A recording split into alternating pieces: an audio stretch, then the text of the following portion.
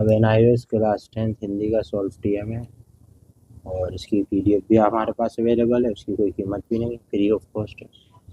Number पे दिए गए नंबर पे साइट में देख रहे हैं आप नंबर, इस पर कॉल कर लिए, वो सॉरी व्हाट्सअप करिए, मिल जाएगा।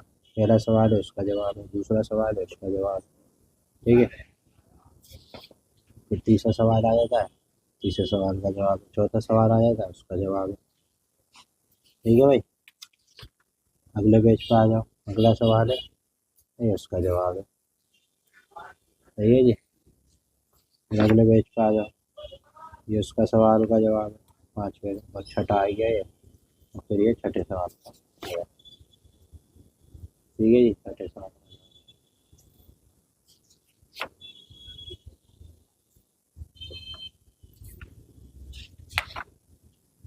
ये पूरा इसका जवाब है,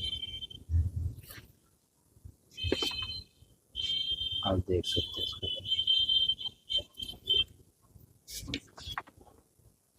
ये छठे सवाल यहाँ पूरा हो गया, ठीक है। वीडियो को लाइक शेयर और सब्सक्राइब भी कर देना, ठीक है, ताकि आपके लिए ऐसी वीडियो बनाते हैं।